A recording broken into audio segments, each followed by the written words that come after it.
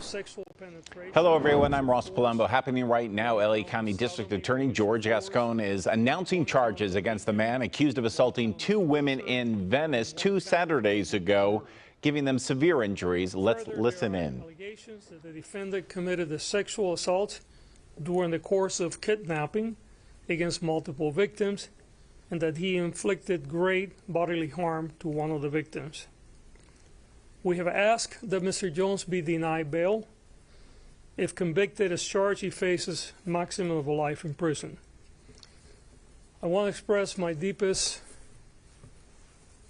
condolences to both of the victims and their families for their suffering. We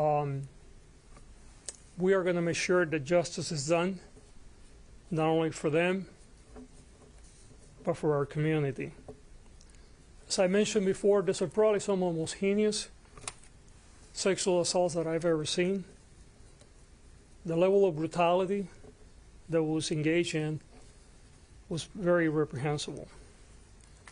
Our Victim Services Bureau is working with the families to make sure that they get all the services that they need, and will continue to pray for the speedy recovery of the one victim that continues to be in the hospital, and we'll work with them. I'm going to say a few words in Spanish, and then I'm going to turn it over to Supervisor Horvath, then to Chief Choi, and then we'll answer any questions that you may have. Primero que nada, quiero darle las gracias al Departamento de Policía de Los Ángeles por la investigación que hicieron en este caso, la cual permitió que el sospechoso en este caso fuera arrestado rápidamente.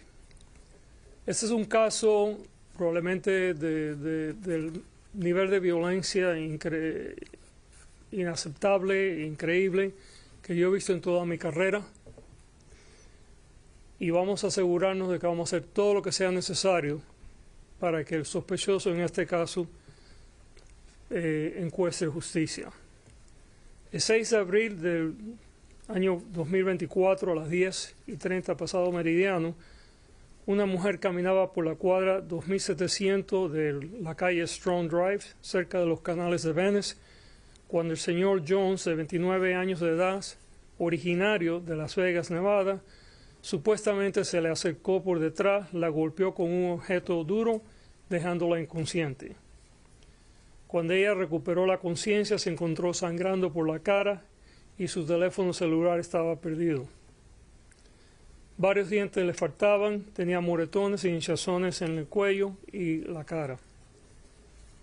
En un momento dado, la víctima recuperó su conciencia y se acusa al señor Jones de regresar, patearla de nuevamente y poner sus pies en su garganta.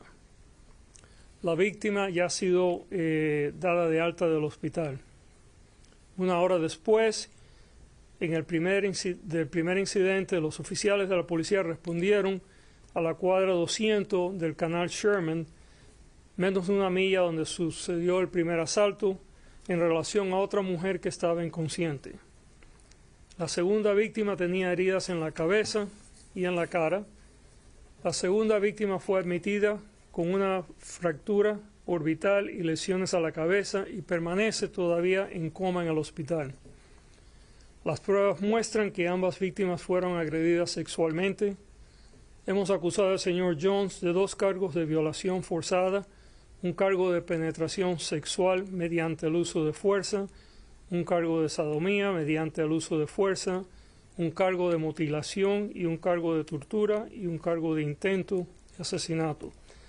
Además, tenemos alegaciones de que el acusado cometió las agresiones sexuales durante el curso de un secuestro contra múltiples víctimas y que infligió graves daños corporales a las víctimas. Hemos solicitado que el señor Jones esté en custodia sin fianza y, si es condenado, enfrenta el máximo de cadena perpetua.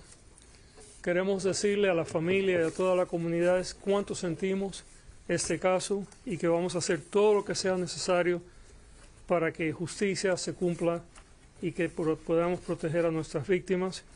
Este es un caso increíblemente brutal, algo que nunca he visto yo en mi carrera a este nivel, y estamos aquí para trabajar con la familia, trabajar con la comunidad para que se haga justicia en este caso. I am next going to turn it over to Supervisor Horvath, and then we'll go to Chief of Police. Thank you, Mr. District Attorney. Thank you to Chief Choi and your department for your effective and swift response. We thank you for your swift and decisive action today. Our hearts go out to the survivors of these egregious acts, whose lives have been forever changed by the trauma that has endured. We stand with them, offering our support and commitment to seeking the justice they deserve. Let me be unequivocally clear. Sexual assault and sex crimes in any form are abhorrent and intolerable. As a community, we must stand united in our condemnation of such despicable behavior and in our determination to hold perpetrators accountable for their heinous, violent actions.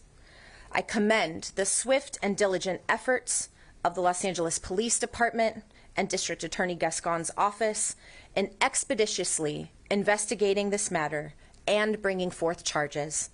The suspect, again, is currently held with bail set at $3.25 million, and as you heard, the district attorney is asking that bail be denied. The suspect has no prior criminal history in Los Angeles County. This is how our justice system is supposed to work. Los Angeles County remains committed to safety and accountability, and I support the prosecution of sexual predators to the fullest extent of the law. I will now turn it over to our Chief of Police.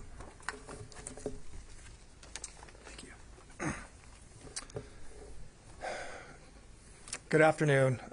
First, I just want to start by extending my gratitude to District Attorney George Gascón and Supervisor Horvath for having us here today, having LAPD here today, just to be involved in today's announcement and to make a few comments. First of all, to the victims and the victims' families, our sincere condolences.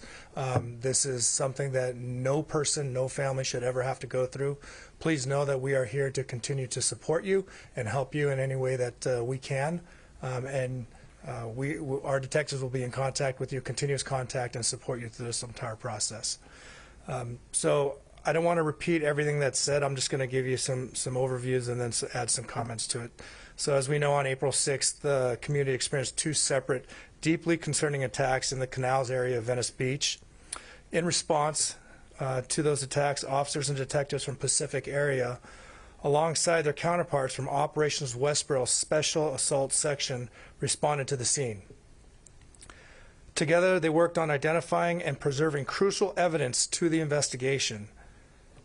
Furthermore, specialists from our crime lab responded promptly, ensuring that evidence was meticulously analyzed in a timely manner. This collaborative effort, bringing together various resources and expertise, proved to be pivotal in advancing the investigation. Detectives worked tirelessly day and night to identify and locate the suspect behind these heinous acts. And through their unwavering determination and dedication, the suspect, Anthony Jones, was ultimately apprehended in the San Diego area. I'm proud of the hard work and commitment to public safety demonstrated by our officers and specialized detectives throughout this investigation. Their efforts have not only led to the apprehension of a dangerous criminal, but have also played a significant role in restoring the sense of security and peace in the Venice community. I'd also like to express my appreciation to the District Attorney's Office and DA Gascón for swiftly filing charges against Anthony Jones. Additionally, I want to extend my heartfelt gratitude to the residents in the Venice community for their cooperation and assistance in identifying and assisting with identifying the suspect. This is a prime example of public-private or law enforcement partnership working together to create a safer community. I'm proud of the work that everybody did, from the investigators that first responded to the community, to the prosecutor's office, to the support from City Council, Tracy Park. So thank you very much for this time to express my comments. Are there any questions? Yes, I will. Yeah.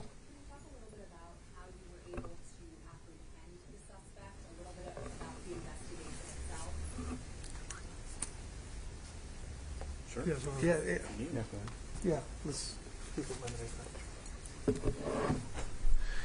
Good afternoon. We've been very fortunate from the get-go in this case to have the support of the community. As soon as our investigators and patrol officers responded into the Pacific area, business owners and local residents were very, very helpful in providing us with surveillance footage that helped us identify the suspect and ultimately determine his identity. That led to a flurry of activity where investigators were able to track him to the San Diego area, as Chief Choi said, and take him into custody late on Thursday. But the real success here, as everyone else said, is how quickly the community came together to answer our questions and respond whenever we needed anything. It's the men and women and business owners who live there in the Pacific area. They're the real heroes here who got this crime solved. So. So he had no criminal history here in LA County. Did he have one anywhere else? Is he from, from California? Did you get like a DNA hit notice? Or? Well, I don't want to get too I don't want to get too far into the investigation, but I will tell you that there's no criminal history in California that we're aware of. There's some minor criminal violations outside of California, I think in 2 states particularly, but nothing that would, if you would pre-alert law enforcement to this person being capable of this type of criminal conduct, just egregious, heinous behavior. There were no indicators that would lead us to believe that this is somebody we need to watch.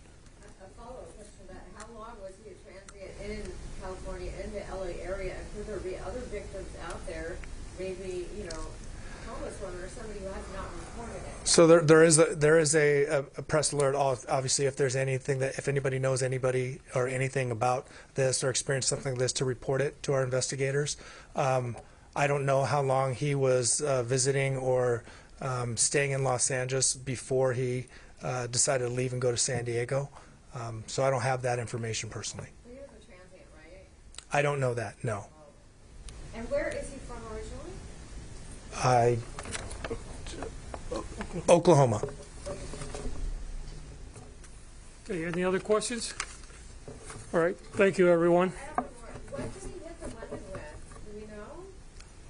Well, you just heard a 29-year-old Anthony Jones charged with 1 count attempted murder, 1 count torture, 1 count sexual penetration with the use of force, and 2 counts of forcible rape. All of this after those brutal attacks on 2 women, one here on the right of your screen, a 54-year-old. This happened in the Venice Canals back on April 6.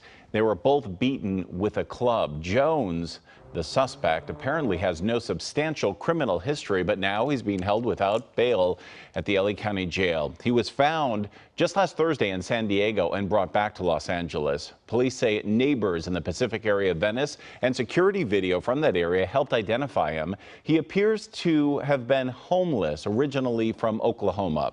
We still have no motives for these brutal attacks. Those women were badly injured. One of them, that 54-year-old, says that her jaw was fractured 8 times. DA Gascón saying they will make sure, quote, justice is done. Of course, it is a developing story. Any new information on that, we'll get it out to you throughout the day here on KCALnews.com.